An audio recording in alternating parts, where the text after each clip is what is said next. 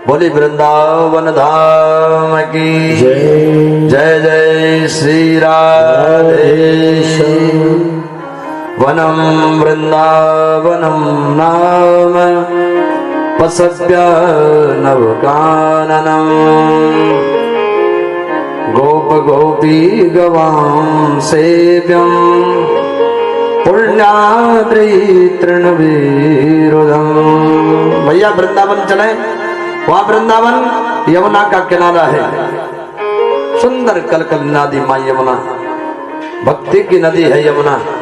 उसके किनारे जाएंगे और गायों के लिए भी सुंदर से वन है, बच्चों के खेलने के स्थान भी बहुत अच्छे हैं और वृंदावन सबसे सुंदर वन है। चल पड़े सब के सब वृंदावन में, और वृंदावन में सब झोपड़ियां बना करके रहने लगे। सब किसी ने अपनी गाड़ियों के नीचे ही अपना गृहस्थ शुरू कर दिया, भगवान के लिए छोड़ दिया सब कुछ। देख हम लोग भगवान की कथा के लिए अपना थोड़ी देर के लिए काम नहीं छोड़ सकते, लेकिन देखो ब्रजवासियों ने भगवान के लिए घर ही छोड़ दिए और जो कुछ आवश्यक सामान था उन गाड़ियों पर रखा, बैलगाड़ियों पर, और चल पड़े सब के सब। बच्चों को लेकर के भी सब ब्रजवासी चले गए भगवान के लिए और वृंदावन में यमुना के किनारे आकर के रहने लगे।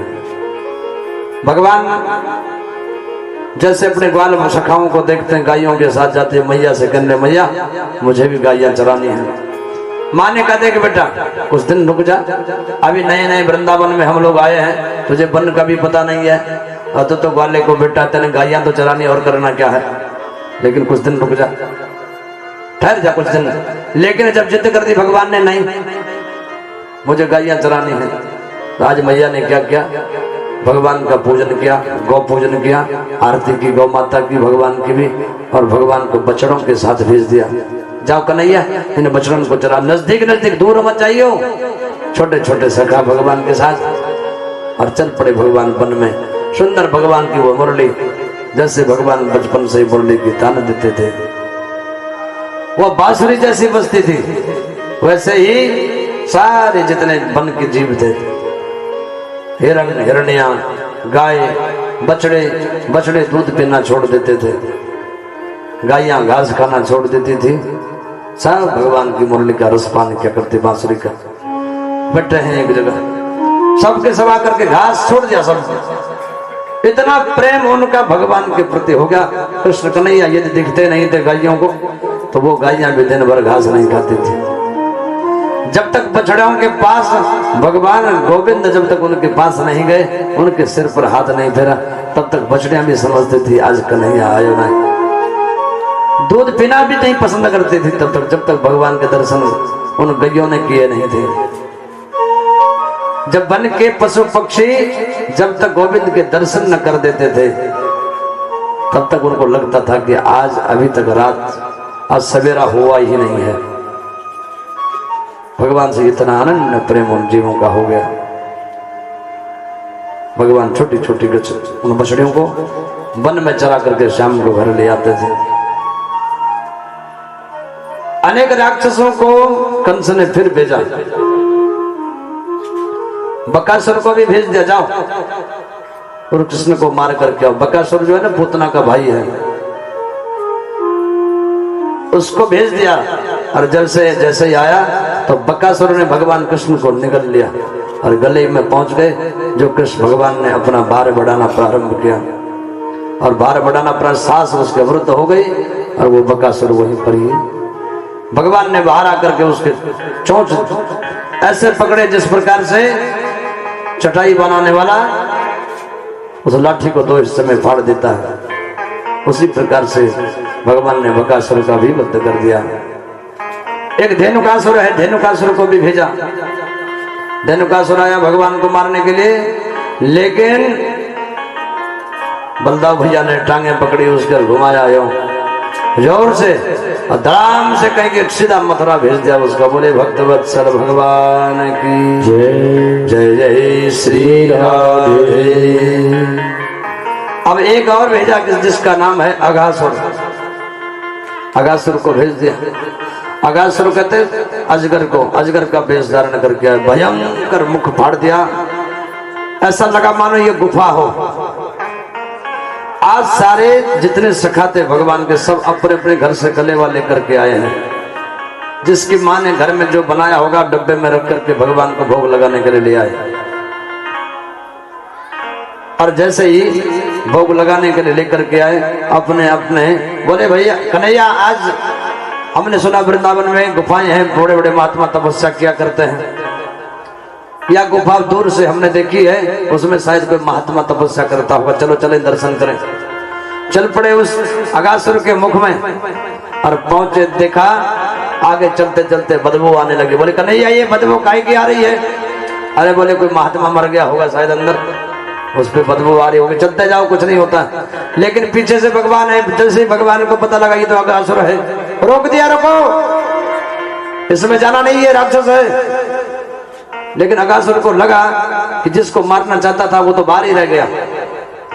भगवान अपने मित्रों को बचाने के लिए घुस गए अगासुर के मुख में, और अगासुर के मुख में जैसे घुसे भगवान ने अगासुर का मुख फाड़ दिया और उसको भी भगवान ने परम धाम को भेजा, अपने सखाओं को बचा लिया। बोले भक्त वत्सल भगवान की जय, जय जय श्री राधे। अगासुर का उद्धार हुआ। इधर भगवान को सखाओं ने चारों तरफ से घेर दिया, बीच में बैठा दिया। कन्हैया अपनी अपनी तरफ से कोई रबड़ी लेकर के आता, कोई मालपूड़े लेकर के आ रहा है। मदमंगल अपने घर से कड़ी लेकर के आया, 3 दिन की बासी खट्टी कड़ी, भगवान को खिलाने लगा। लेकिन ब्रह्मा जी ने देखा ये कैसा भगवान है भाई, बाएं हाथ में दही और चावल रख करके खा रहा है। भोजन तो दाहिने हाथ से खाया जाता है, ये बाएं हाथ से खा रहा है। कड़ी अगर मुख से गिर गई तो तीसरा इसका मुख चाट रहा है। ये भगवान मदमंगल का मुख चाटने लग गए, वो कड़ी गिर गई थी, मुख चाटने। कैसा भगवान है? ब्रह्मा जी चकरा गए, ये भगवान नहीं है कुछ और ही है, 100 रुपया लगता है, परीक्षा लेनी चाहिए। ग्वाल बाल सखा जैसे गायों को देखने गए, ग्वाल बाल सखा भी और गायियां बछड़ियां जितनी थी सब के सब ब्रह्मा जी चुरा करके ले गए। 1 साल तक भगवान ने अपने संकल्प से ही जितने गाय बछड़े ग्वाल बाल थे सबके सब बना दिए। रोज नियम जिस प्रकार से घर आते जाते थे वैसे ही चल रहा सब, बल्कि और ज्यादा अधिक प्रेम वो बछड़ियां अपने माँ अपने बच्चों से प्रेम अधिक करने लग गई है, क्योंकि भगवान के स्वरूप सारे थे। 1 साल बाद जब भगवान श्री कृष्ण ने देखा कि कौन ले गया ये, तो ब्रह्मा जी ले गए थे। पहुंच गए ब्रह्मलोक में, ब्रह्मा जी थे नहीं, ब्रह्मा के आसन पर बैठ गए भगवान। और द्वारपालों से कहते सुनो आजकल बहुरूपी ब्रह्मा बहुत आ रहे हैं, अगर कोई ब्रह्मा बन करके आए तो अंदर मत भेजना, भगा देना मार करके बाहर से ही। ठीक है महाराज। अंदर आसन पर बैठ गए। इतने में ब्रह्मा जी पहुंच गए, ब्रह्मा जी को रोक दिया। द्वारपालों ने कहा जा रहे हो? अरे बोले मालिक हो तुम्हारा ब्रह्मा। बोले बाहर निकल यहाँ से, तेरे जैसे ब्रह्मा पता नहीं कितने आते हैं दिन के, निकलो बाहर। ब्रह्मा जी समझ गए कुछ न कुछ बात तो है, ध्यान लगा करके देखा तो द्वारिकाधीश बैठे हैं नारायण। अच्छा समझ गया। अरे बोले भाई वो तो ठीक है मैं नकली ब्रह्मा हूँ, लेकिन असली ब्रह्मा के दर्शन तो करा दो। बोले ठीक है दर्शन करा देंगे। जैसे अंदर भेजा वैसे भगवान वहां से अंतर ध्यान हो गए। अब ब्रह्मा जी को बड़ा खेद हुआ, सारे ग्वाल बाल बछड़ों को लेकर के वृंदावन में पहुंचे। भगवान के सामने क्षमा मांगने लगे, प्रभु मुझे क्षमा कीजिए। स्तुति करने लगे भगवान की। नौमेड्यते ब्रवपुसे तडिदंबराया गुंजावतंस परिपिच्छल सन्मुखाया वन्यस्रजे कवल भेत्र विषाण वेणो लक्ष्मश्रिये मृदुपदे पशुपांगजाया। हे पशुपांगजाया, पशु कहते हैं नंद बाबा को, अंग कहते हैं उनका मित्र वसुदेव। हे वसुदेव के पुत्र, नंद बाबा के मित्र वसुदेव के पुत्र वासुदेव, आपको मेरा नमस्कार है। नवमेढ्यते भ्रवपुषे तडिदंबराया। हे प्रभु आपका ये स्वरूप आनंद का वाचक है, मनोहर स्वरूप है प्रभु आपका।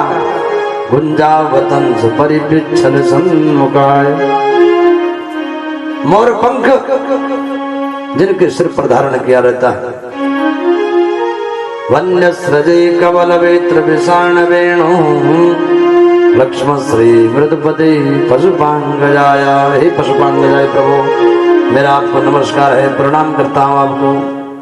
अनन्य भाव से स्तुति करने लगे ब्रह्मा जी। ब्रह्मा जी क्षमा मांगते पड़े, प्रभु मुझसे अपराध हो गया है, इस अपराधी को आप क्षमा कर दीजिए। क्योंकि बोले प्रभु अपराधी तो बच्चा होता है, जैसे ही अपने माँ के गर्भ में जब बच्चा होता है तो वो बच्चा क्या करता है, गर्भ में ही माँ को लात मारता है, पेट पर ही पैर पाद प्रहार करता है बार बार। और जब वह बच्चा माँ के गर्भ में रहते ही माँ को कष्ट पहुंचाता है तो प्रभु क्या कभी वो माँ उसको दंड देती है? उसी प्रकार से मैं भी आपका बच्चा हूँ, आपका बेटा हूँ, मुझसे अपराध हो गया, मेरे अपराध को आप क्षमा कीजिए। 40 श्लोकों में स्तुति की ब्रह्मा जी ने। हे कृपालु, आप बड़े कृपालु हैं, कृपा आपकी कृपा से ही सब कुछ संभव हो पाता है। प्रभु मुझ पर दया कीजिए, मुझे क्षमा कर दीजिए। लेकिन भगवान ने क्षमा नहीं किया ब्रह्मा जी को। ये नहीं कहा कि मैंने आपको क्षमा कर दिया। ब्रह्मा जी ने सोचा शायद 2-4 श्लोकों में भगवान न माने, तो 40 श्लोकों में स्तुति की, नहीं माने भगवान। भगवान ने कहा मेरे भक्तों को, मेरे ब्रजवासियों को जो मुझसे अलग करता है उस पर कभी मैं प्रसन्न नहीं होता। जाओ ब्रह्मा जी अपना काम संभालिए। ब्रह्मा जी को भेज दिया ब्रह्मलोक में। और आज भगवान उन ग्वाल बाल बछड़ों को लेकर के घर पहुंचे। आज उन्होंने कहा मैया तेरे लाला ने अघासुर का वध कर दिया। 1 साल बाद उन ग्वाल बालों ने घर में जाकर के बताया कि लाला ने अघासुर को मार दिया। कार्तिक का महीना आया, गोपाष्टमी है, जिस दिन हम गोपाष्टमी कहते हैं। शुक्ल पक्ष की अष्टमी के दिन माँ ने गौ पूजन किया और गौ पूजन करके भगवान का तिलक करके आरती उतार करके आज भगवान को गायों के साथ भेज दिया। उस दिन से भगवान गोपाल बन गए। बोले गोपाल भगवान की जय। जय जय श्री राधे, जय जय श्री राधे, जय जय श्री राधे श्याम।